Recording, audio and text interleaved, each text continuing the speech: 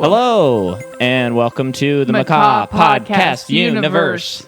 And speaking of universes, we're still in the throes of Marvel. Phase 3. Phase 3, this is the second one in it.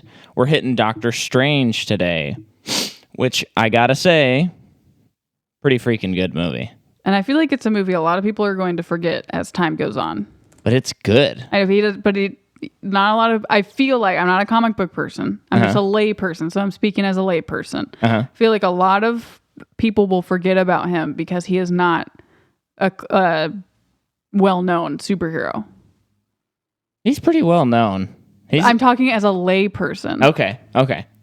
Not as a comic book person. I think if they knock the sequel out of the park, then it'll be like totally, because I think a lot of people in the Avengers movie were very excited to see him interact with the other characters. So I think there's a lot there. And then of course in Endgame he's not really there too much. But probably because this is perhaps the most self-contained Marvel movie. It's up there. Yeah. Yeah. Which I remember I thought they like doubled down on the Infinity Stone thing, but they just mentioned it at the end of the movie kind of offhandedly. Man, this is a really good one. I like this one a lot. The first time I saw it was here at this very apartment that we live. And it was on Netflix, and I was getting ready for Infinity War, and it was one of the few I hadn't seen. So I was watching it, and I was just kind of like practicing guitar, because sometimes I'll do that, as you know. And I was kind of like, yeah, that's a solid movie. I like it. It's good. It's good. It's got some ups, it's got some downs. But then when we watched it this time, I was like, this is great. I love this. Yeah. I'm all about getting strange. Yeah. What did you think? Because you've seen it twice as well. Yeah, the first time I saw it was at the Miller's house sitting, and it was on Netflix, and I was like, just bite the bullet and finally watch it. I think this was before Infinity War 2. Yeah. But I kind of half watched it because I was doing work while I was watching it. Mm-hmm. So, and it was like, I was like kind of getting back into Marvel at that point, but I think that I had just got fixated in my mind that Benedict Cumberbatch was such a bad choice. Yeah. And I like him as an actor. I think he's great. But I just was just like, his accent, he just sounds really bad, which is not true. But he sounds really bad. Yeah, I remember his accent being really bad, but it didn't really bother me this time. It's so fine. Besides that, he's got a few words that he says oddly. But who cares? Yeah. So that was just dumb to me, which is not it's not valid. Yeah. And then wasn't a fan of the Rachel McAdams things. With that being said, I love Rachel McAdams. She's a great actress, but her character I wasn't a huge fan of. I'm more of a fan now of what they did. We'll get into it more deeply. But the second viewing, I was just like, man, this movie has got to be one of the most personal ones out of all of them. Yeah. And they're all pretty personal movies. Yeah. And I think the first time I was really just excited about the visuals, because it's a visually stimulating movie, but the story's pretty solid. Yeah. And like all the stuff about like Tilda Swinton's character, like kind of doing some bad, questionable stuff, which makes like one of the Chiwetel Ejiofor guy like want to leave the path at the end of stuff. It's like, oh man, I hope they double down on that in the next movie. And you know what? That is so interesting. I know this movie it's not about science. It's about spirituality. Mm-hmm. That kind of realm of stuff. It is very expository. There's a lot of explanation going on into how it all works. However, this is a good example of them doing it well. When Ant-Man, that is scientific, yet there still is a way to do it, to convey it without boring someone or confusing someone. This one, spiritual, it's the same thing. You could just either bore someone really easily or confuse them really easily by like, okay, what is this religion? Yeah. But I feel like they did a really good job because the effects were so good and it was so visual. Well, and I also think you can get away with exposition in training things. Yes. Because it's the same thing with like The Matrix. There's the whole sequence where Lawrence Fishburne is training Keanu Reeves, but you're seeing such new his stuff. Name's Nemo. Isn't it? Did you say Nemo? Isn't that his name? No, it's oh my gosh, it's Neo. Oh, not Nemo, not the fish. Yeah, that's a fish. That was close though. You were close, yeah. But so he's like training him, And what's cool is like while the character is learning about it, you are too. Yes. So you're experiencing the same thing the character is. So you're learning along with them. So it's really exciting. Yes. You're not just being told, you're like experiencing it with them. And it's the same in this movie. This one's such a good one. I really was crazy about it. I'm hoping that using even that example, that the directors or writers, probably more of the director, like was like, I want it to be like The Matrix. Yeah. Like movies like that, like using actual examples to inspire how to provide information of this new world for a first time to a character. Yeah. Well, and I think what's also very interesting, I'll just go transition right into my notes here. So it's directed by Scott Derrickson, and he's a horror director. Yeah, he did Sinister, Deliver Us from Evil, Exorcism of Emily Rose. So he's a horror director. And I don't know if you noticed, the first time I didn't quite notice it because I didn't know he was a horror director, but there's a lot of like horror influence in the movie that I was noticing. Okay. Knowing that, I think it's a little behind the scenes. You know what I mean? Like, again, if you don't know it's a horror director, you might not notice it, but if you do, you're like, okay, I see his sensibilities.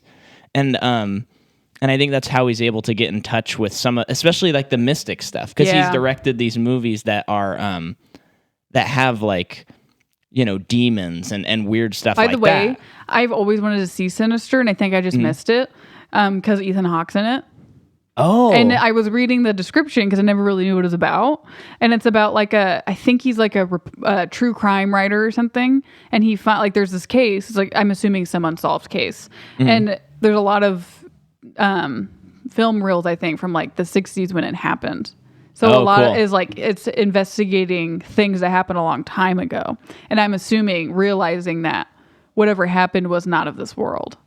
Oh. Isn't that such a cool premise for a horror movie? That is. We should watch it. Yeah, sometime. we should watch that. And so then the other thing about it, okay, you know, produced by Kevin Feige, written by John Spates, who wrote The Mummy, the new one, which of course is bad, but it is horror. I'm just saying, like, there's a weird like horror influence on this movie. Passengers and Prometheus, which also has horror. Scott Derrickson, C. Robert Cargill, who wrote Sinister 1 and Sinister 2. So it's interesting that influence is in there. And I'll talk about this later when we get to the end of the episode, but for the sequel, Scott Derrickson has said that it is going to be like much more horror. Like they're going to like kind of double down on the horror because I guess they want to go. Well, what's cool is, that. I mean, it's a mystical movie, and mystical is so close to things that can be really scary. Yeah. I mean, because they're dealing. I mean, there's even like that basically that God being thing at the end of the movie. Dormammu. Yeah, that his goal is to make everything nothing, like in a nutshell. Yeah. Which is like pretty horrific. I think they do a very good Guardians thematic visuals. Like the color, which I think is, and it's also the quantum realm and Ant-Man. They also kind of keep to that kind of visual too, which I think is very smart. Mm-hmm. But it is a lot of like horrific kind of things. Mm-hmm. That's interesting. And it's just so cool because like Benedict just looks so much like they made him look so much like the character. It's kind of like the J.K. Simmons, J. Jonah Jameson. Yes. You put them back to back, and you're like, oh, that's what you and I were talking about. Is perfect. And I guess it's kind of a hard examples to come up with, but like with Doctor Strange, it's like they really just double down, and they're like, we're making him look like the comic book character to the T, like he just came out of the panel. Yeah, and I think back then, a lot, like maybe in the first phase or something, it's more like, let's make them look like people. And I don't think that's that hard to do because like, I think Tony Stark actually looks comic booky for sure. But then it's kind of a hard example though, because it's like, well, Bruce Banner just looks like Bruce Banner. He's just a guy. Yeah. Like I'm assuming he just looks like a guy in a comic book. The weird thing about like the whole history of comic book movies is like they started out like really campy, and then when they tried to get more serious, they slowly started making them less like colorful, I guess. Yeah. But they still, you know, like Spider-Man and X-Men are still like really out there movies. Yeah. In a good way. But then like The Dark Knight comes out, and what people forget about that movie is they say it's so realistic and gritty and stuff like that. But when you watch it, you're like, all those movies are really comic booky. Bruce Wayne looks like Bruce Wayne. Like Christian Bale looks like Bruce Wayne. You know what I mean? Yeah, and they are like dark and gritty, but it's like Warner Brothers, especially when they went forward with new movies, they learned all the wrong lessons, and they were like, let's make everything realistic.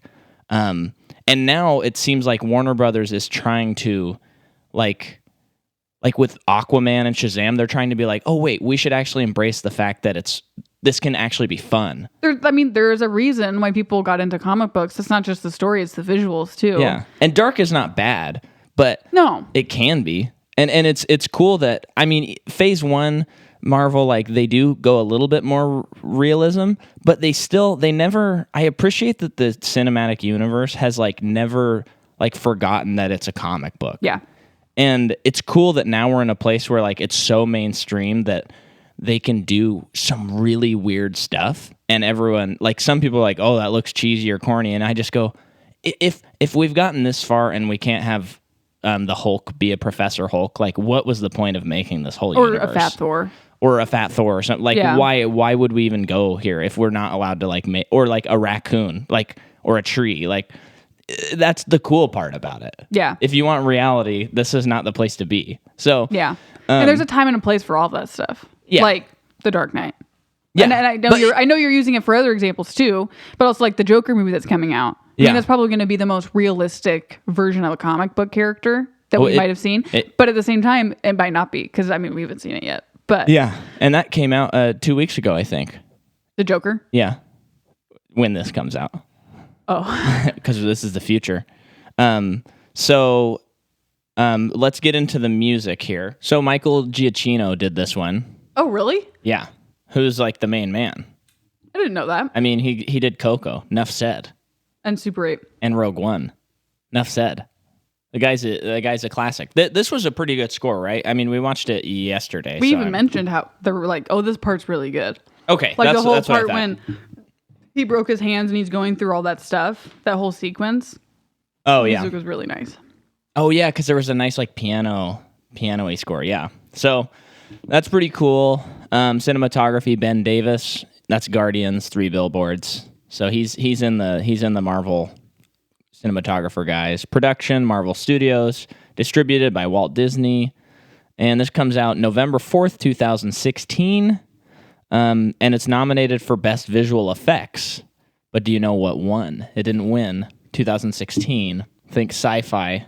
Indie sci-fi. 2016 indie sci-fi? Mm-hmm. Ex Machina. Yes. Whoa, nice. I did not think you were going to get that. Come on, Micah.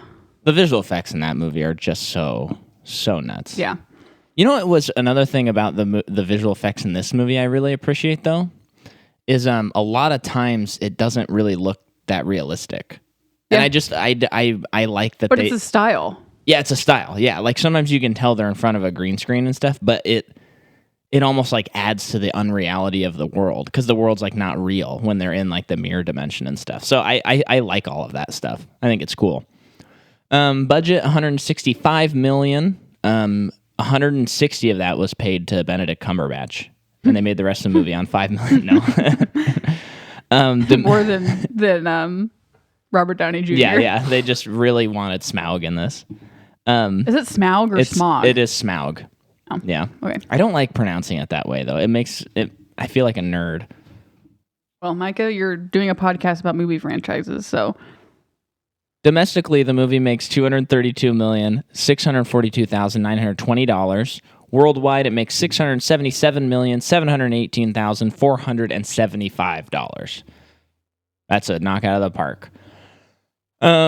So, New World pick. Yeah, if you move that, I can hear it.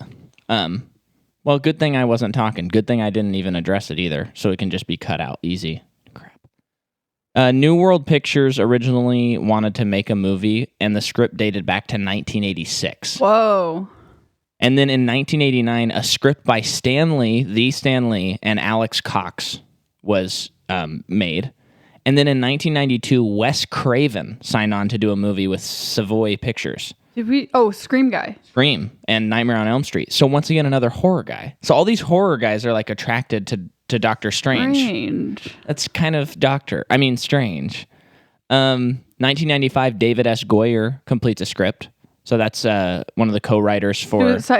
No. That's David Ayer. David S. Goyer is... He co-wrote Dark Knight and Dark Knight Rises. Did you just say that? And I was about to. Oh, okay. And then, but he also co-wrote like Batman v Superman, and he's kind of a DC guy. Okay. I think he writes comics for DC as well. Okay. So then in 1997, Columbia begins working on movie. And then in 2001, Dimension Films is working with Goyer to make that movie. 2005, Paramount gains rights. And remember, they did that with Iron Man. They gained his rights. And then in 2007, so again, another two horror guys. Again, what I'm about to say, Guillermo del Toro and Neil Gaiman pitch an idea. Whoa! I want to see a movie like that. They should just make a movie. I don't care what it is. If they teamed up to make a movie, that would be cool. But a Doctor Strange movie by them, man, really wish I would have known. Like, we could have seen that. Yeah, that would have been cool. And this movie was good. I know. So that happens in 2007. Then in 2010, Marvel Studios hire writers that don't wind up making the cut. Whoa. So I mean, what did I say? 1986. So this movie is literally 96, 30 years in the making that they've been trying to like crack this movie. And then January 2013, Feige announces Doctor Strange is going to be in Phase 3. And when he announces it, it's like, okay, his word is bond, like it's going to happen. So then this is a quote, Wikipedia again. In June 2014, Derrickson was chosen to direct the film. He had written a 12-page scene for the film featuring Strange and an assailant fighting in the astral plane while a doctor attempts to save Strange's physical body in a hospital. So that makes the movie. Based on a sequence from the comic Doctor Strange The Oath. Derrickson illustrated the sequence with his own concept art alongside storyboards from professional artists and an animatic, which he presented in a 90-minute pitch to the studio. This cost Derrickson an, quote, obnoxious amount of his own money, but he felt it necessary to prove that I wanted the job more than anyone, especially after Marvel told him that more people had lobbied to direct Doctor Strange than any of their other films. Derrickson ultimately had 8 meetings with Marvel for the film. After he was hired, Marvel bought the 12-page scene from Derrickson, and it became one of the film's main set pieces. Wow. So he tried hard to get this Good movie. For him. I'm glad he got it. Yeah, and you can see the passion. I mean, it's there. Just wild. Just so wild. And then Feige had this to say, you don't get it in Harry Potter, but if a scientist went to Hogwarts, he'd find out how some of that stuff is happening. We're not going to spend a lot of time on that, but there will be some of that, and particularly for a character like Strange, who goes from a man of science to a man of faith, and who traverses both worlds. You don't get it in Harry Potter? That's just not something that's happened? No, he's saying, he's basically saying, we want a magical world, but we're also, he's like a man of science, learning about the magical world. And it's he just compares it to Hogwarts. Okay. And, if a scientist went there, he'd be like, oh, this is what's happening. Okay, that's what I thought. It just didn't make sense for a second. And I think it just kind of shows, the guy's a genius, Feige, and he just is, keyed into culture. So he's watching these movies and he's seeing what's working and what's not. So he's like, oh man, Harry Potter, this movie needs to have that kind of influence. So it's pretty cool. Smart of him. They chose Nepal as Derrickson felt audiences wouldn't be very familiar. Then after the earthquake in 2015, he wanted to keep it there so that it would promote the tourism. Oh. In the area. Wow. Because, when it happened, it's it'd be easier to go somewhere else. And he's like, no, let's do it. So I'm liking this Derrickson fellow. He's a nice guy. And then ILM began work on film 10 months before filming to plan Manhattan sequence. Wow. What's ILM? That's a special effects company. Okay. Yeah. So, and you know what's kind of interesting on these movies? I haven't been getting into it, but especially with this and Guardians and stuff, they'll have different special effects studios working on different things. So there was a whole studio that was just working on his cape for this movie. And then there was ILM that was just working on that Manhattan sequence. Oh. And so they hire all these different studios. In a way I feel like they do it because not put too much, because I feel like giving one thing to a company is already putting too much on their plate. Yeah. Mm-hmm. So they switch it up, and certain people are better at characters. Uh-huh. So the Cape people were the same people that did Groot and Rocket. So they do that stuff in the movies. Cool. That's cool. And then I think, there's probably a whole company that just does green screen stuff. Yeah. And then all that other stuff. So kind of interesting. Yeah. The special effects industry is just so fascinating to me. Yeah. The other weird thing is it's in this weird condition right now where movies require so many special effects that basically the people who are doing it feels like at some point there might be like a bubble burst, like it's not really sustainable, the amount of special effects because it used to be you'd have like 30 special effects shots in a movie. Now you have like 3,000. And they're it's kind of like the video game industry where you have these like 12-hour days and they get paid like minimum wage and they don't have benefits and stuff, stuff like that. So it's just like one of these days that might not. I just wonder if at some point that they're gonna have to be like, okay, we either have to do more or these movies have to cost less or something. Yeah, because it's not sustainable. Or if movies will just start looking worse, the special effects. Wow, that's weird. Probably not though. They'll probably figure it out. So that's what I got. What do you got? I got some people that I would like to talk about today. Okay. Starting with Doctor Strange himself, Benedict Cumberbatch. Okay. He's not in very many things, is he? That's a joke. Yeah. Okay. A lot of British TV is how he started out, including a BBC movie called Hawking, where he plays Stephen Hawking in 2004. Oh, okay. He's in Atonement, The Other Boleyn Girl. He's in Sherlock. Wait, which girl is he in, the other Boleyn Girl? Okay. He is Sherlock in the show Sherlock by Stephen Moffat. Mm-hmm. One of the coolest shows ever. Great show. And then a show that it's a little unfortunate that all of the people who are in it are too successful now that they can't really make the show anymore. Yeah. Because that's really the only reason. Yeah. Including Stephen Moffat. Because he does a lot. Does he still do a lot of Doctor Who stuff? I don't know much about him. Oh, from my understanding from back then, he was the Doctor Who guy, but I could totally be wrong too. He might have just written.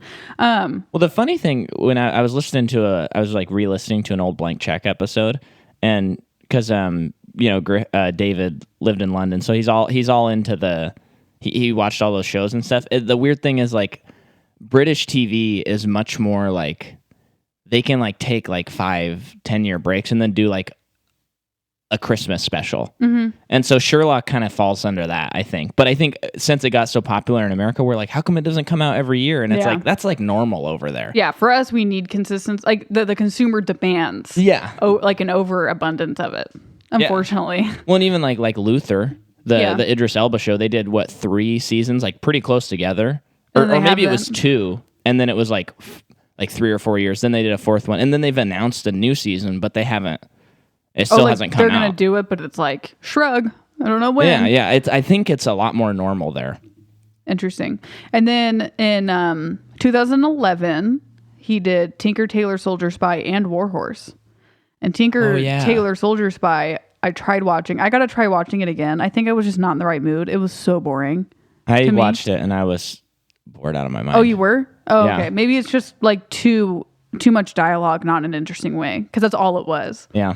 Which is not usually. I'm into it. I'm older now, so maybe it would be fine. But I was. That's what I felt kind of like an old person movie, and I was like, but there's so many actors in this movie I love. Yeah. Why am I so bored?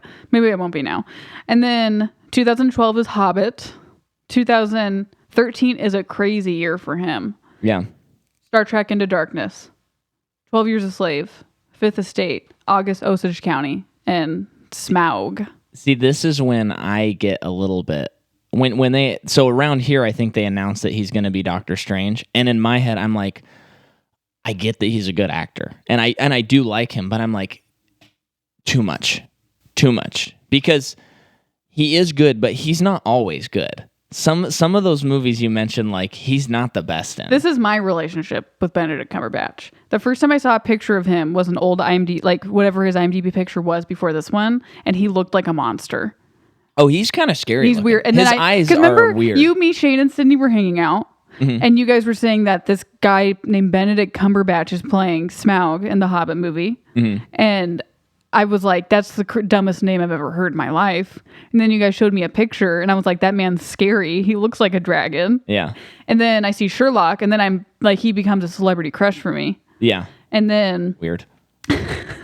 And then when Star Trek Into Darkness came out, I wanted to see it because of him. Yeah. I was so into it. I remember seeing it. I got so into him too, but then I think part of it was like how much I hated the Hobbit movie that I kind of was like, okay, like enough. He does not have to be in everything. I think after this year 2013 I was kind of done like by the end of it because I just never really wanted to see The Imitation Game because that's the next year and it's just like really I saw it. It's a good movie. I finally saw it, but a long time after it had come out and I'm just like, I'm getting Cumberbatch fatigue. He's in too much, but I think he's great. So then 2014 he's in Hobbit and Five Armies and Imitation Game. 2015's Black Mass, and then this movie. Yeah. I think Black Mass is where he has a bad accent. He's got a really weird What's Boston funny accent. though is I saw that one an interview with the guy. No, I saw there's a guy on YouTube and I think he does it with like Vanity Fair or like one of those the dialect stuff. And he analyzes dialects and he compared him with the real guy and he's like it's like dead on. Oh, okay. But most people aren't familiar with how that guy talks, so it just sounds like he's doing the worst accent in the world. That's but it's so interesting. It's actually dead on. I love when I hear stuff like that, so it's like, oh, he did do a good job. Yeah, he did a great job. I'm the problem. But yeah, and that's cited as people are like, oh, he can't do accents. Or at least for me it was. Maybe when I saw that, it kind of like threw me off, and then I saw the Doctor Strange trailer, and I had already made my mind up about him being bad at American accents. Yeah. I'm the problem. Yeah, but I'm back on the Benedict train. I don't think he's not like DiCaprio for me, where it's like I know he's gonna knock it out every time. I want to see his movie. People should look up him doing an impersonation of Alan Rickman. It's insane. Have you ever seen it? I haven't seen that. It's exactly. I mean, he already has a deep voice, but it's insane how much he sounds like Alan Rickman. That's wild. We'll look it up. Okay, and then next is Rachel McAdams. Yeah, where's this at in her career? So she begins she's in a lot of stuff in the beginning, but in 2002, Hot Chick. Oh my gosh. And then what a nightmare of a movie. Then in 2004, she's in Mean Girls and Notebook. That's a big year for her. Yeah. And then 2005, Wedding Crashers and Red Eye.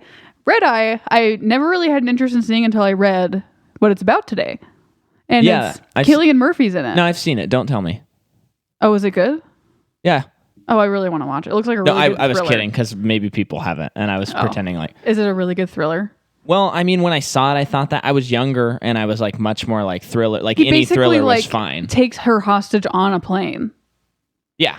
But it seems like he took her hostage. And, it's got good scores. It's probably and he really is making her do something that will kill someone, and not like she's the one doing it, but she's the cause of it. Yeah. So it seems very dramatic.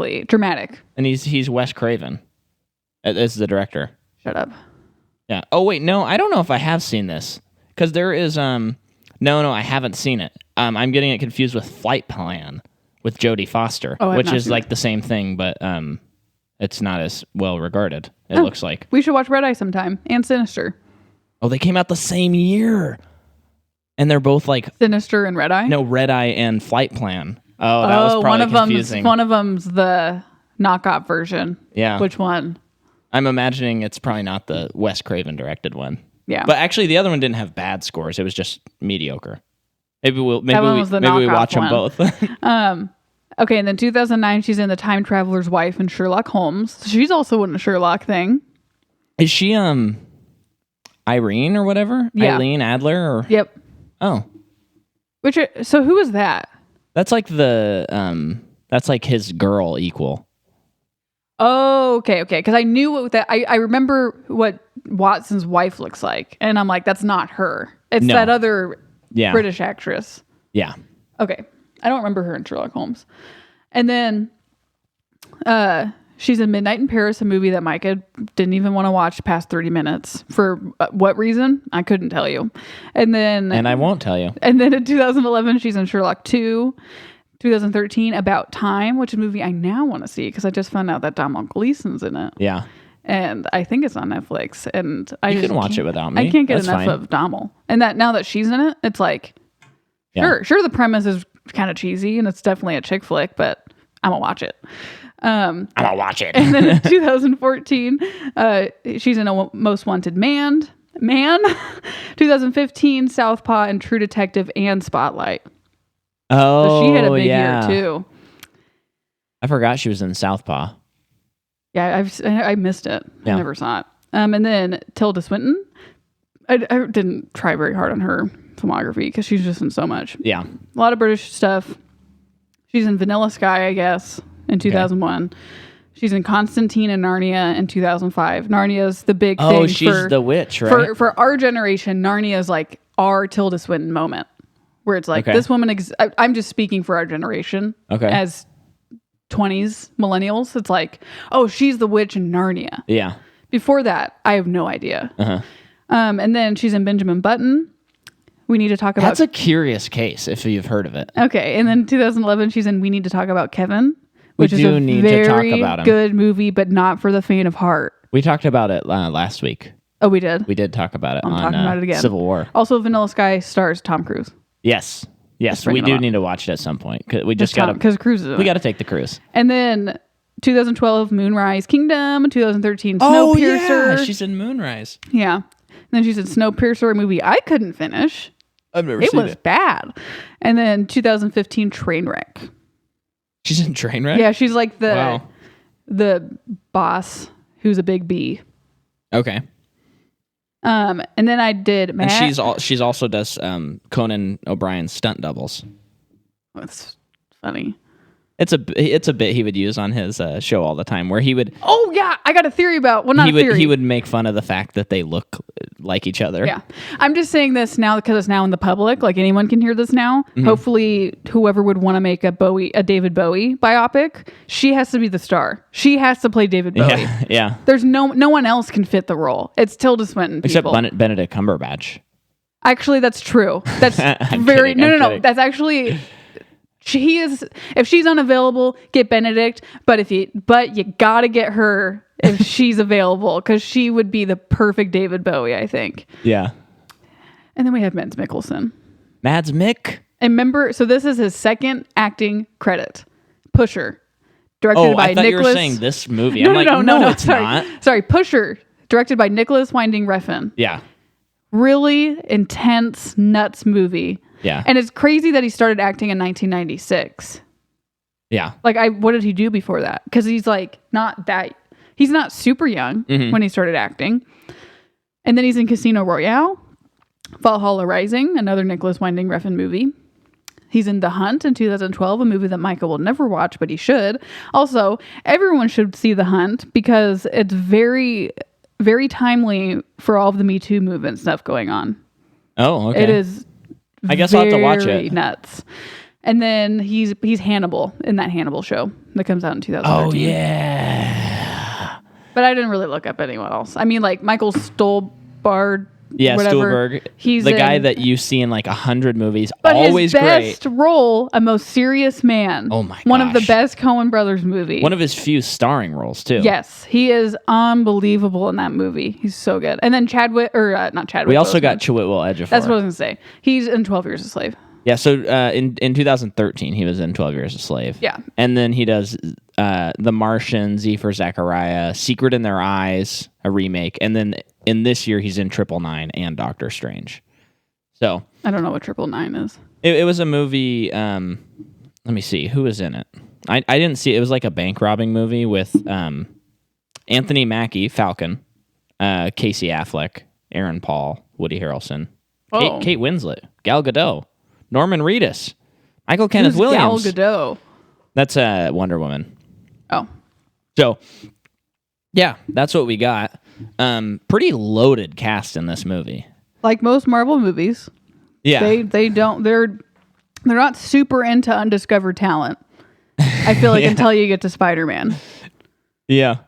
It would be cool if they did do a couple of movies but besides just Spider-Man, where it was like the hero like no one had seen. If they pulled like a Force Awakens and it was like... Oh, yeah. Well, it's interesting because you would think, like my mind goes to like, well, Chris Pratt nope, he was really established by that time. So, I don't know. And even the side characters in that. It's like, I guess... Besides Drax. I guess Mantis and Drax in the Guardian series. But other than that, it's like, it's people that are really well known. Yeah. So, thank you for listening. So the movie starts off. super cool. There is this like kind of intense, and again, horror sensibilities, decapitation. Like Mads Mikkelsen and his group go into this library. Steal they pages open from this book, rip out the pages, and cut off this librarian's head. And it's like a shadow. And they take it with them. Do they need it for like a spell? They don't take his head with them. They put it like goes in a bucket thing. Oh, maybe they do. And I think they take it with them. And they use it for that spell at the one scene, I think, maybe. What did I just say? Well, no, I was like confirming what you're saying. And then they go out, and Tilda Swinton is in like a yellow cloak. She looks really cool, but we don't see her face. And she's like, "Stop, you guys can't go anywhere." And they're out in New York, and they create like what reminds you very reminiscent of Inception. Yes. Where the buildings start folding on each other and they start jumping. And this is that sequence, I believe it was probably this one and then the one later in the movie that the company ILM was working on before they even started filming. They worked on Inception? No. Remember I said... Oh, no, I get it. They worked on those scenes like 10 months before they even filmed this movie. Yeah. So they're going... And what's just so cool is like the buildings are folding on each other. And I love... some of my favorite parts in all this is like how the person in control of the magic will just like change the orientation. So all of a sudden people who are like standing up straight are like falling. And then they're on a building, but they're hanging on like a window in a direction that's not like how it would be if it was in real life. And it's all just really cool stuff. And she's got these cool like orange blades that are like magic blades. Oh, yeah. That's another thing. I really like the way they the magic is in the movie, like the orange stuff. The orange, like it really pops. Sparks. And it's like, yeah, it's got this like fiery kind of thing about it that just looks great. I mean, remember that great scene in Endgame when they come back and you just see the circles going whoosh, whoosh. I mean, amazing. Mm-hmm. Amazing. So we got that whole scene. Already you're just like, what is this? I'm so into this. And then you cut to Benedict Cumberbatch, and this is just great directing, really great directing. For a while, we're just seeing his hands do stuff. Did you notice that? Yep. It's like close-up shots of just his hands. Performing surgery, and you're finding out that he's like a music-obsessed person. And he has like you can tell he's got kind of like a photographic memory. You can also tell that he's very confident because he's listening to he's very opinionated about what song is currently playing. So he has someone change a song and it changes to something else. Meanwhile, he's performing surgery. Yeah. And he's just talking. It's just as if he's working at an office on his computer, having the same like kind of office politics conversations with people while he's performing surgery. Yeah. Like most movies depict it as it's very nerve-wracking. Yeah. And so it's very, very like that's your introduction. He's very confident. Yeah, and I forgot, didn't I use a counter example? I just thought it was so cool how we were like 1 minute into seeing his character and I knew everything I needed to know about him for the rest of the movie. Uh-huh. But I feel like I was using another movie as an example of Ant-Man. that. Was it Ant-Man? I think so. Oh. Well, I don't know. Was it not? I don't think it was. Oh. It was something we had watched pretty recently, though, I think. But it's just it's great in a movie like this. Oh, probably Pet Sematary. Oh, yes, it was Pet Sematary. Because that movie, it was like you finish the movie, and I didn't really... Of course, you do know things about the characters, but it's not like there was never a scene where Judd, the main character... Not Judd, but anyway, the main character, Lewis, was like just doing his job well. It was always like plot. So I didn't really learn anything about him except for stuff I knew from reading the book. And this, it's like they spend 2 minutes just by the way they put the camera, by the dialogue, by the things he's doing. I know everything about him from the rest of the movie. I don't need any more backstory. Like I'm already set. And it's interesting that he's pretty similar to Tony Stark in his cockiness and overconfidence. When the funny thing is we talked about this, that like most of the male leads in the MCU are just like crazy cocky. Yeah. But this one is so like egotistical. Very similar. Yeah. Like Tony and Doctor Strange. But with the interesting part is like, I mean, this is who will always kind of be like Tony Stark in that way, but he goes through dramatic character development. Benedict Cumberbatch, because he literally loses everything. Yeah. I mean, Iron Man, like Tony Stark has lost pretty much everything too, but it's as if they reacted it, they're humans. They reacted it to to their losses differently. And Benedict Cumberbatch by the end of this movie becomes a stoic person. Yeah. And it's like there will always be that little bit of humor in him, of course, but like he is very different by the end of the movie, and I like it. Yeah, well, it's because he's like reached enlightenment, and it makes him different because he's not relying on himself, and it's not like he doesn't care about himself like he used to. If that makes sense. Yeah. Well, and what's interesting is that like Tony, his arc takes him like all of the Avenger movies and Iron Man to get to where he's like actually a decent person in a lot of ways. And by the end of this movie, Doctor Strange, when we see him in other movies, he's still a little bit cocky, but mostly he's like, no, I just know a lot of stuff you don't know about. You got to trust me. But he has already like made that change. Yeah. So it's cool because it kind of differentiates those two characters. But yeah. Anyway, we find out him and McAdams used to have a little thing.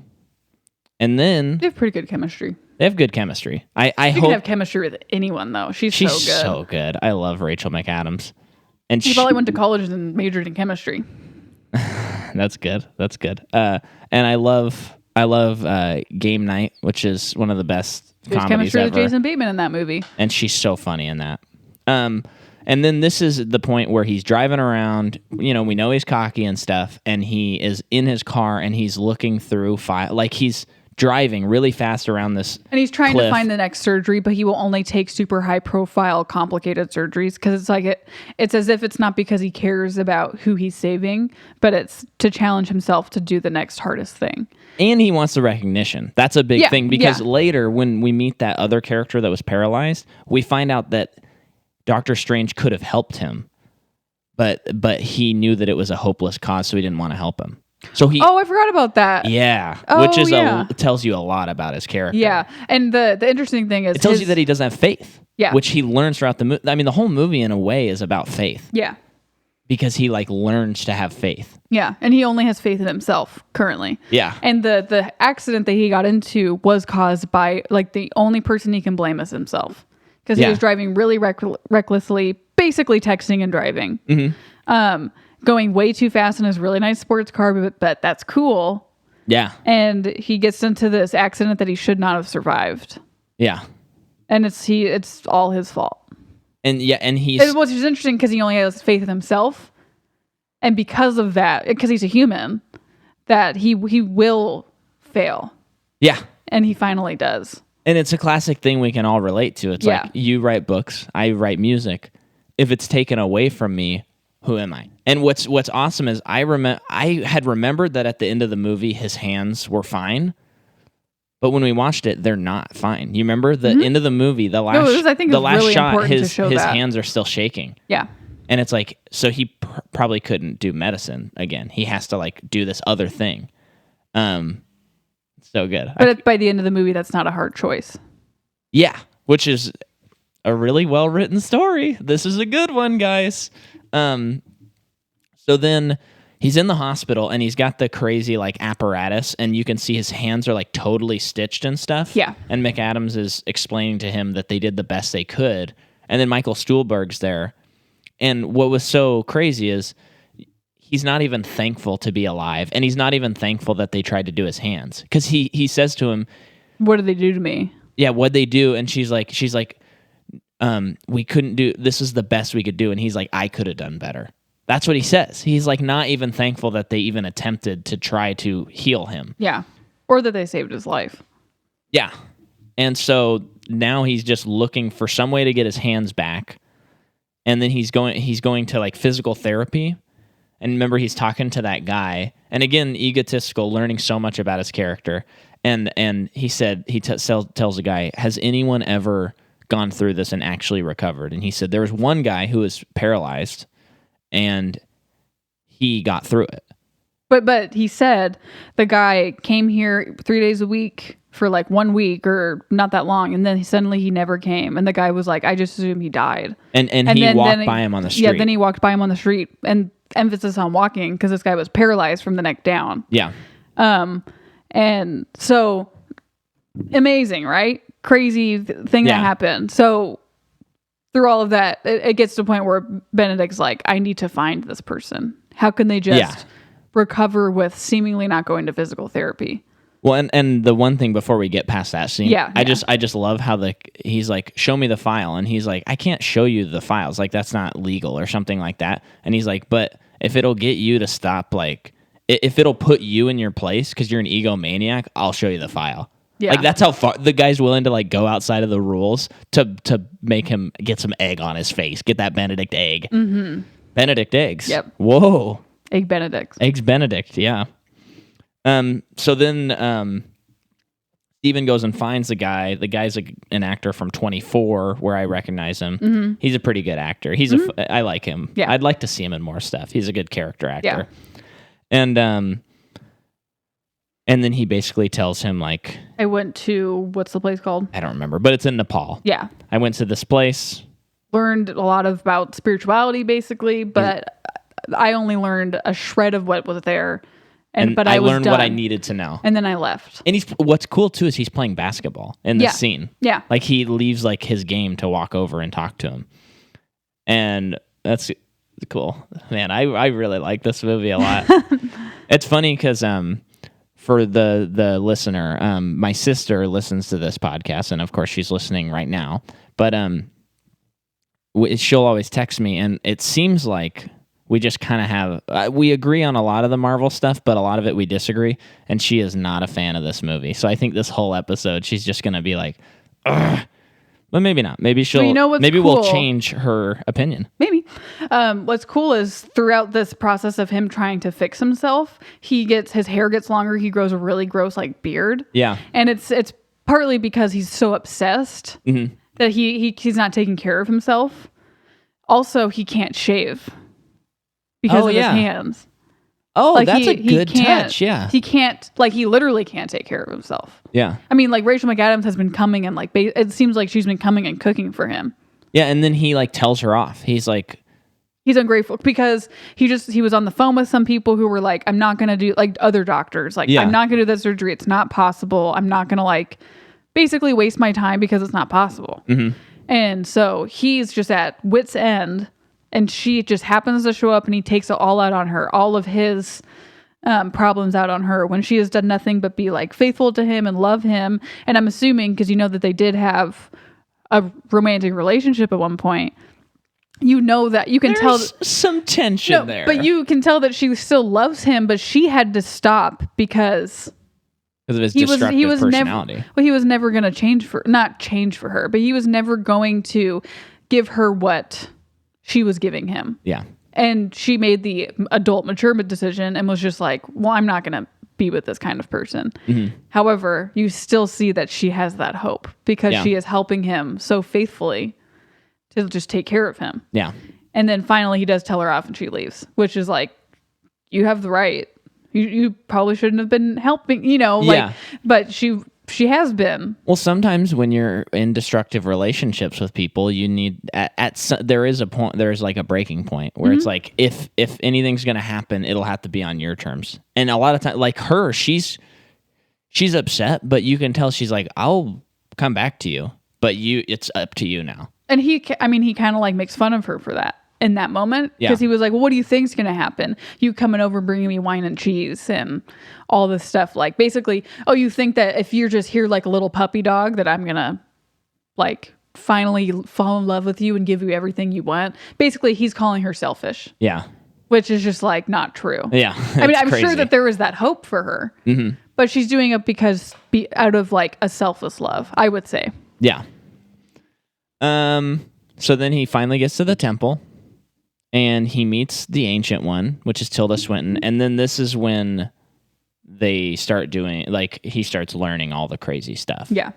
And I mentioned this to you. I always like this kind of dynamic in movies where it's like someone knows this mystical thing and the person's like, they say like, you have to look. And then the other character's like, I am looking. And it just looks like that. And they're like, no, you need to look at it. Like, I always fall for that. I just think it's so fun. So she's trying to explain to him and he's like, oh, chakras and all this other stuff. This is just that stupid medicine. This is stuff you get in a gift shop. Yeah. What's cool is that she shows him a lot of crazy before she throws him out. Yeah. It's as if it's the response that he had to it. Yeah. Because in a lot of like movies, you show up and it's like, I want this thing. No.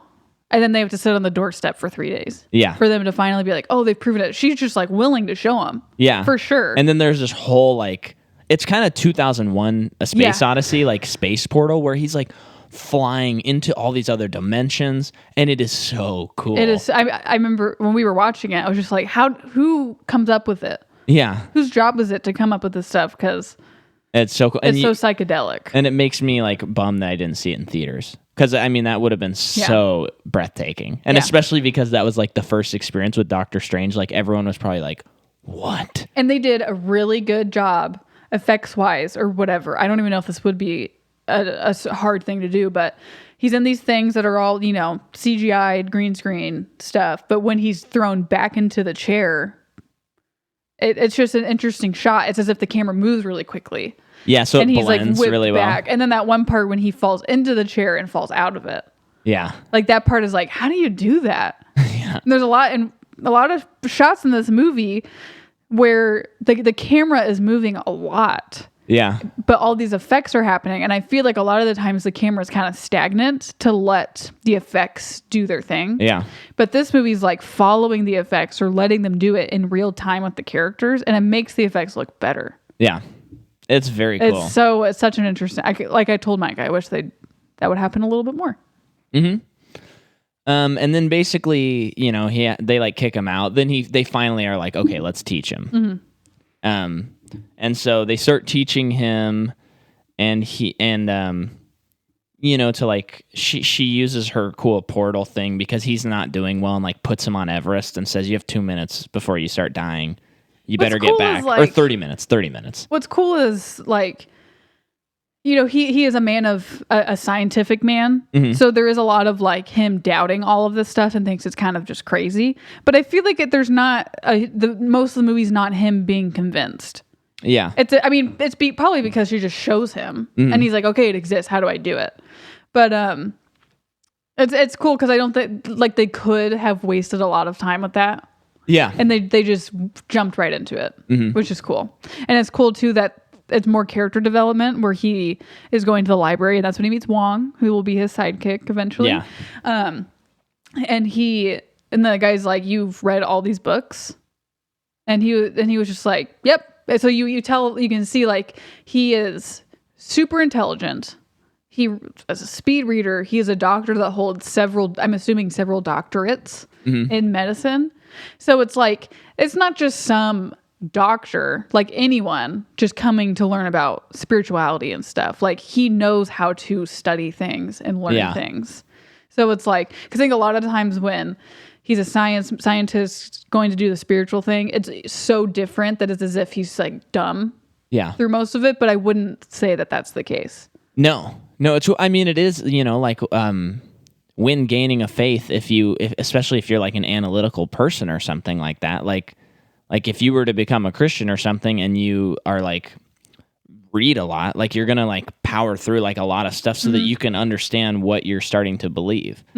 So and a lot of his is like, one, just because it's who he is, but also he is still motivated by fixing himself. Yeah, so that's why he's voraciously reading everything, and that leads him to seeing those forbidden books that only the ancient one can read.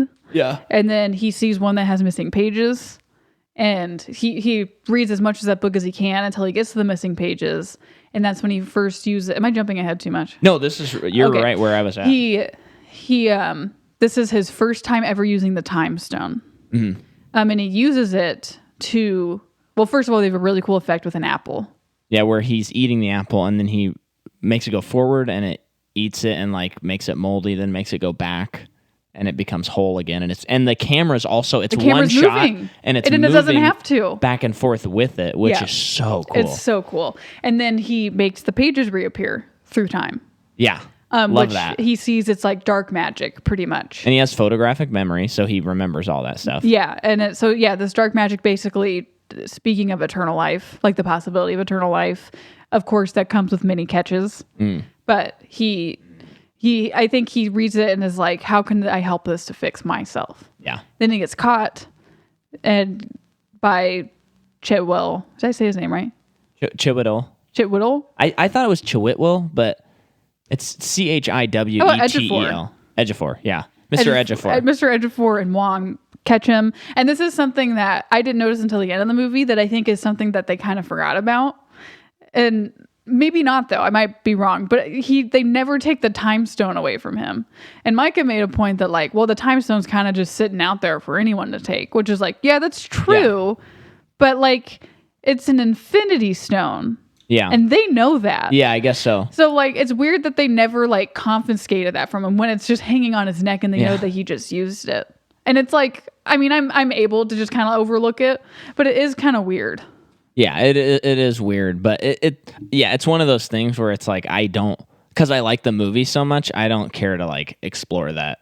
That's a mess up. It's just fine to me, you know? Yeah. But I do get it. It is a little bit like, that is weird that they never took it back from him. It's just like, they forgot. That's of course, weren't they attacked at that same time?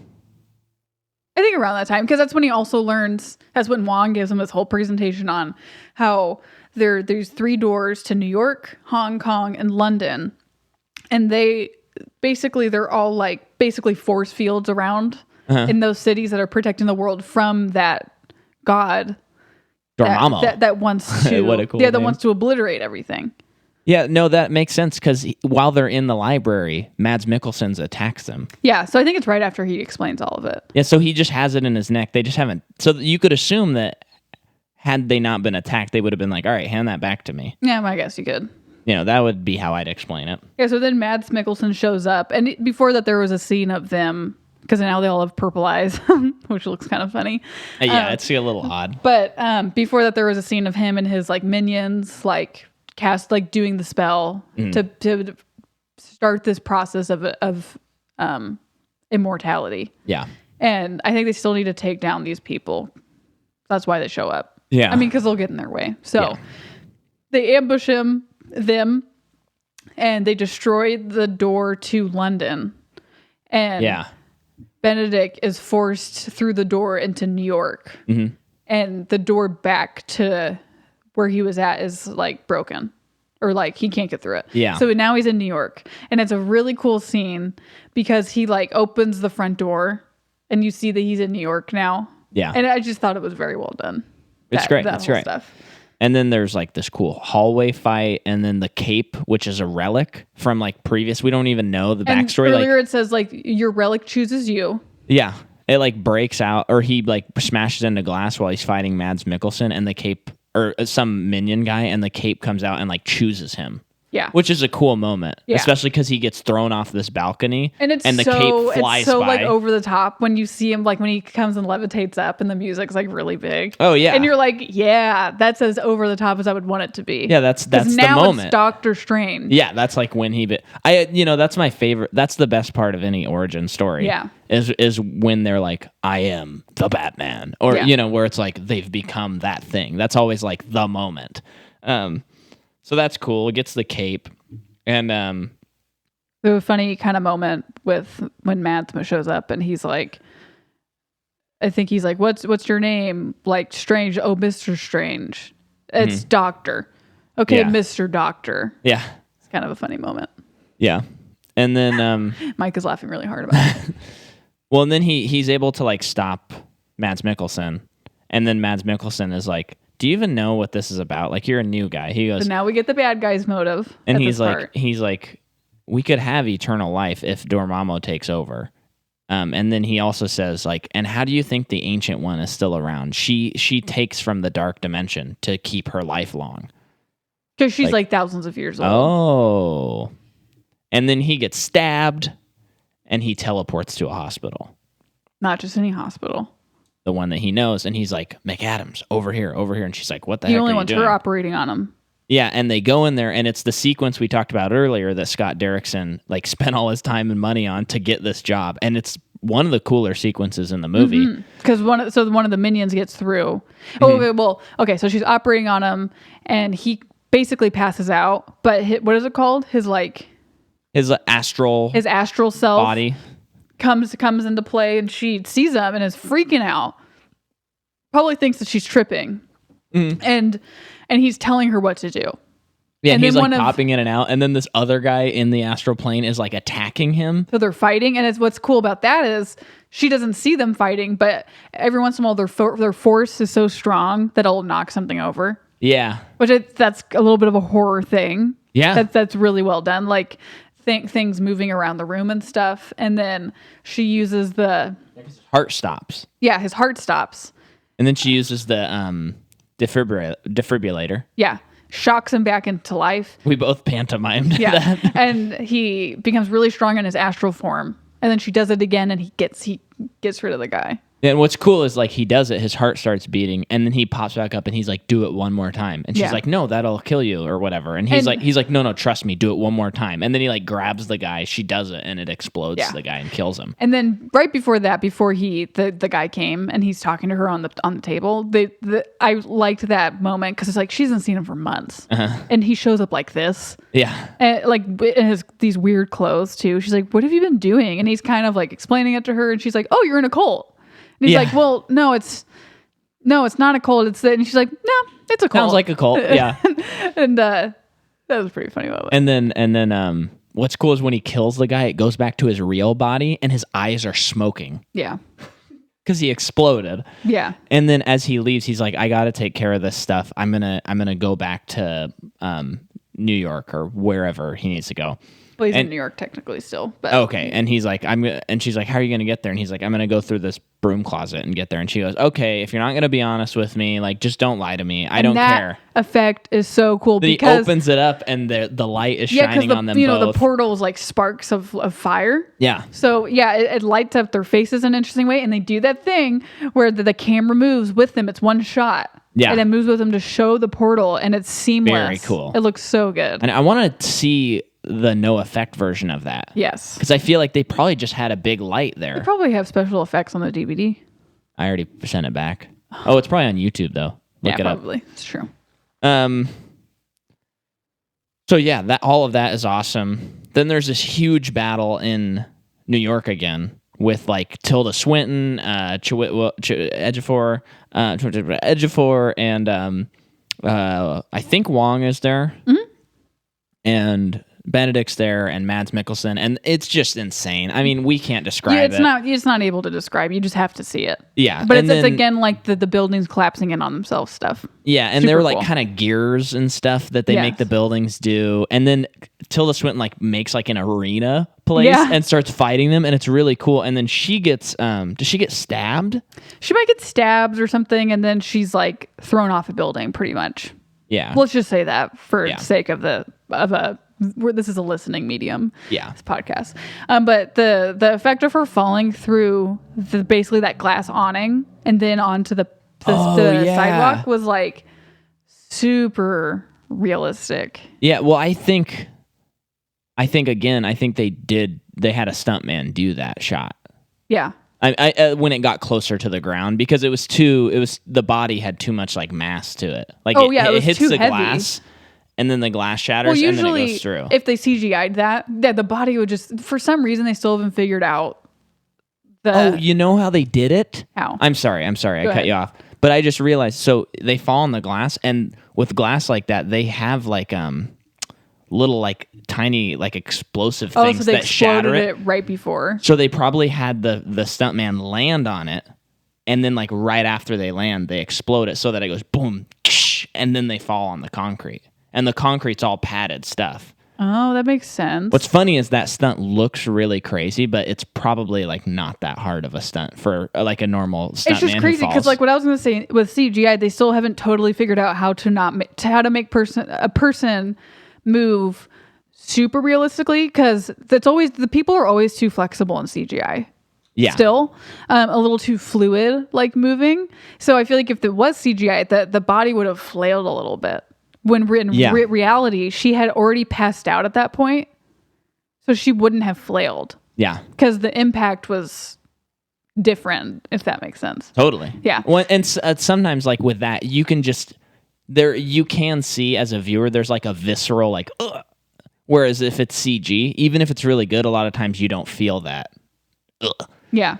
And maybe they did use some other effects in it, but I'm like convinced that was a stuntman who did that, which is really cool. Yeah.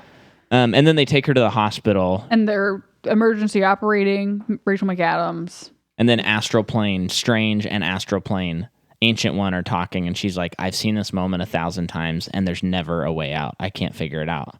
I've tried it every other way. Her whole life she has been trying to basically her existence, she's made her existence to be to prevent so many natural disasters as she can before this moment.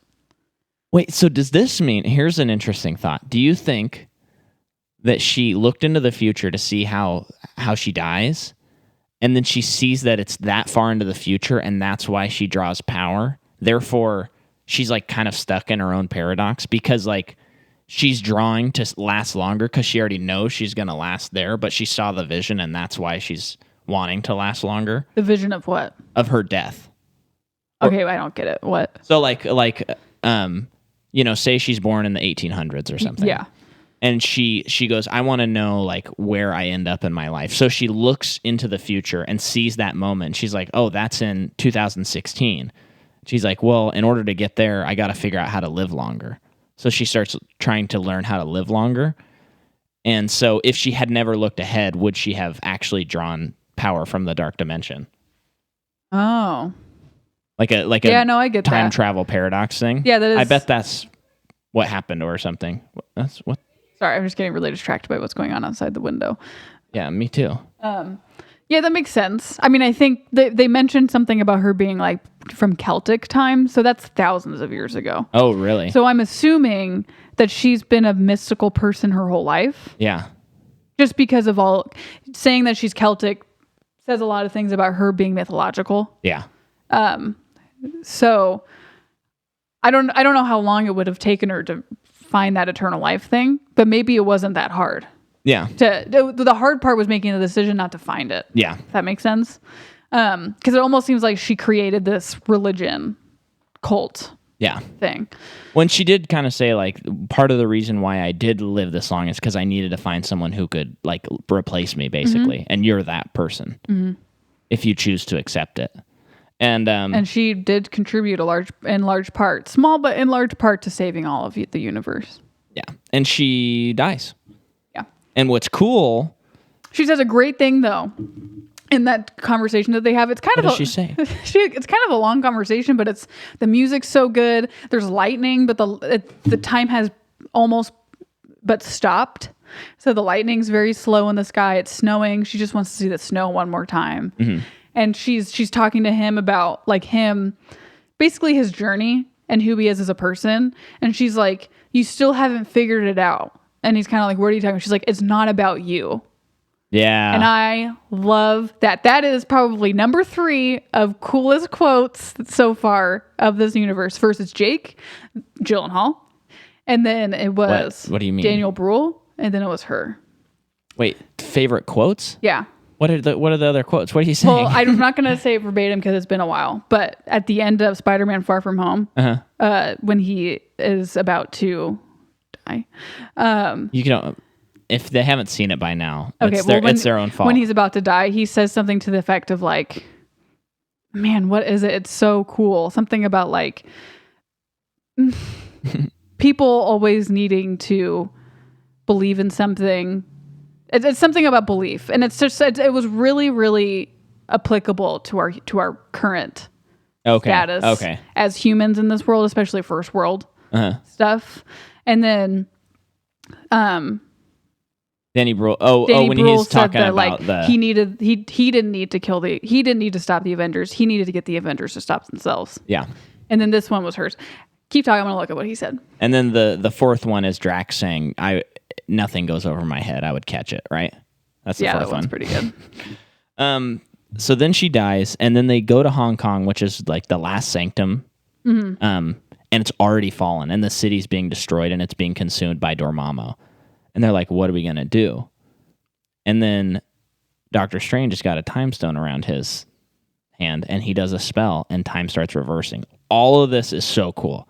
Like seeing everyone go in reverse. Yes. And here's what's cool. We've talked so many times about how the last sequences in the Marvel movies, a lot of them are so boring. Like if you cut off 20 minutes, this is like one of the few up to this point where it's like I wouldn't cut anything from this movie. Like I don't think so either. It's so airtight. It's airtight, and what's cool is from the point where they're attacked in the library till the end of the movie, it's almost all action, but there's still a lot of good character work, but it's like action, and it's never boring. And once again, not the Winter Soldier problem. They're going to different locations, and guess what? Some of it is not in daylight. Yeah. Only like 2 of them are in daylight. And this last one's in night. At night. And so, and here's the thing. I think that this has one of the coolest defeats of a villain in any of the movies. Yeah. Because it builds up. What is this? This is the 14th Marvel movie, something like that. Wow. And we're getting to this point, and it's like, okay, so he's got to fight Mads Mikkelsen, then he's got to go up and fight Dormammu, and you're thinking it's going to be that big, long, boring fight. Like, they're going to be punching each other in space or something, whatever. Then he gets up there, and he does something with the time stone, walks up to Dormammu. He's up in the cosmic realm, and he goes, I want to make a bargain with you. And he kills him. And then all of a sudden, he flies back over, and he's like, let's make a bargain with you. He kills him. Then he flies back over, and Dormammu's like, what is going on? And he goes, I set up a time loop. Okay, hang on. Let's get through this part real quick. I set up a time loop. And so this will just go on forever. And he goes, no, you can't do this forever. And he's like, actually, I can, and I am going to.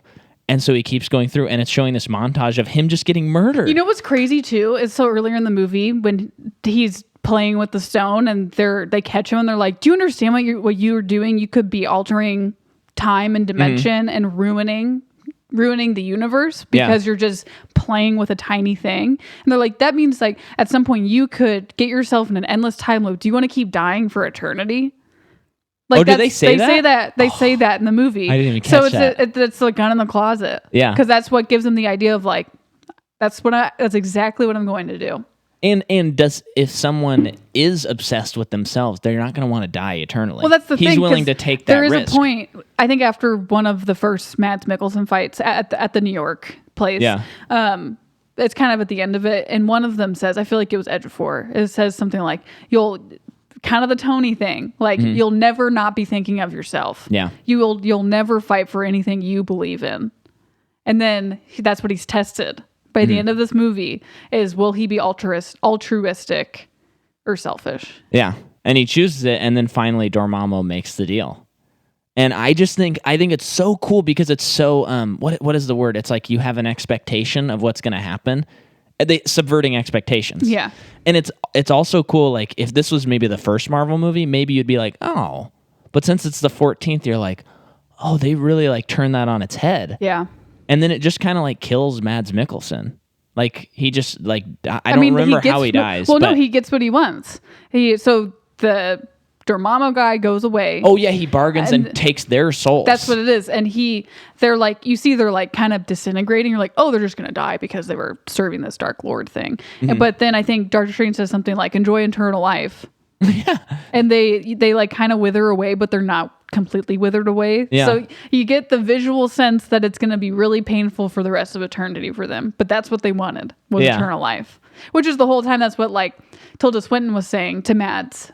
Was like, it's not what you think it is. It's not, it's eternal life, but it's basically having a half-life. Yeah. So cool. Let me read this quote. Number one quote in the Marvel franchise. My opinion, though. People need to believe, and nowadays they'll believe anything. Was that the whole quote? Yeah, it's very short. That is very cool. In the context of the movie, yeah, that's great. Because Peter says, how could you do all this? You'll see, Peter. People need to believe, and nowadays they'll believe anything. And it's like... Great. Dang. Yeah. I can't wait to rewatch that movie. I was so bummed that I only saw it once in theaters. Yeah. It was so good. It was just such a great Spider-Man story. To see that scene again when... What? Nothing. Oh, when Martin Starr is sitting on the plane next to Peter. Yeah. And he's like, yeah, when the blip thing happened, I thought my wife died in the blip, but I guess she just ran away with some guy. Yeah. We had a whole blip party for her, or like funeral for her or something. Yeah. But then after all this, Ejiofor is like, you've broken all the rules. I can't accept this. And he leaves the group. Because the person that he believed in, the Ancient One, like dealt with dark arts. Yeah. And for him, that's strike 3. And I think also like the way that Doctor Strange figured everything out is he's like, I think in his mind, he's also thinking like, well, this is what was willed to happen. And you changed like the course of whatever is out there had planned for us. And this isn't right. I can't be a part of it. And then in the end credit scene, he goes to the paralyzed guy, takes out his power, and he said, there's too many magic people around. And he's like a bad guy now. And I hope so bad he's the bad guy in the next movie. Cool. I mean, I would be so confused if he wasn't. Yeah. Because they set it up. Yeah. But, and then Doctor Strange has this great scene with Rachel McAdams where he just says, I'm sorry. And he's not, there's no like jokes or anything in the scene. It's not like, because like a Tony scene, he'd be like, I'm sorry. And then he'd crack a joke, which is so Tony. And I'm not saying that's bad. But for Doctor Strange, he's just like, I'm sorry. I'm selfish to you. They share a passionate embrace. They hug. She kisses him on the cheek. Yeah, and she's like, thank you, or something like that. Yeah, it's just great. Like, it's as if her character had developed before this movie, you know, because of their past relationship. Yeah. You know, it's one of those things where she's like, I will always love you, but I can't be with you. Mm-hmm. So, and then he accepts that his hands are still shaking. And we're just sitting around going, give us Doctor Strange 2. Yeah. I want it now. Another freaking movie. Yeah, you were like, I'm not excited to watch this. And I'm like, no, it's a good one. It's a good one. Did not like it the first time. And I'm watching it and I'm like, this has got to be one of the most personal Marvel movies. It's like got a warm place in my heart for it.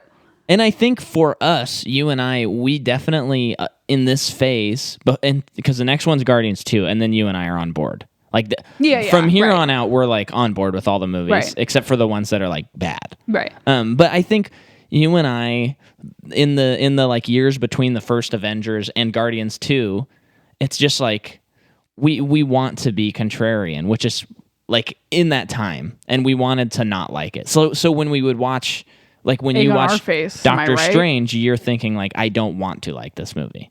And, you know, if you don't want to like something, you can figure something out. I think I was also upset because I liked Benedict so much. I was upset that, like, they got him. They got another one. Him. Yeah. So that was probably another dumb reason. Yeah. Now it's like, cool that Marvel got them.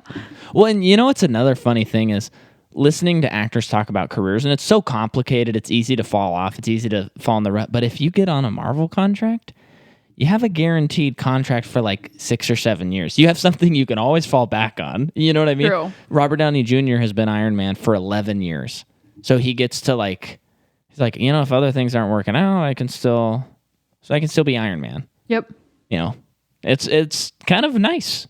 I love it. I think it's a great movie. Yeah, me too. I have a little list. I've been making a list of the whole thing, rating it, and after we watched it, I bumped it up like 10, like way higher than it was, because it was more toward the bottom. Right. It was like above the ones I didn't like, but in the like medium realm, and I was like, oh no, I'm putting this like the bottom of the ones I really like. Yeah.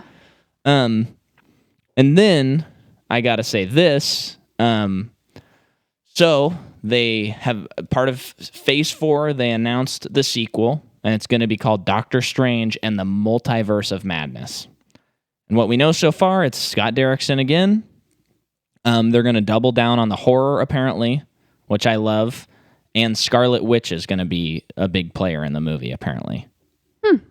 Which, I mean, you know, I'm not like the biggest... in biggest, the name, and this is magic. That's what I was thinking. Like, if maybe she can actually like get into the like horror part of the truly interesting thing will be if she picks up the accent again or not. Yeah, and it's going to come out May 7th, 2021. So we got a little while before we got to worry about that one. It's 2019. It's 2019. Okay. Yeah, next year is it's Black Widow and The Eternals. Those are the 2 Marvel movies. So that's all we got. I will say one more thing though. Today, barring that every scheduling has changed, I just released the first song from my album. It's called The Dance. It's on Spotify. It's on all the stuff. Please check it out. Go listen to it. It's incredible. Yeah, and I got an album that'll be coming out in January. We're going to be releasing singles all winter and fall.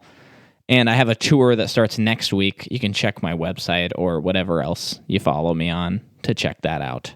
Come out to the tour and show your Macaw podcast love. Anything from you, Joj? Nope. Okay. Thank you. Next week is Guardians of the Galaxy Volume 2. Get ready for some screaming. See ya.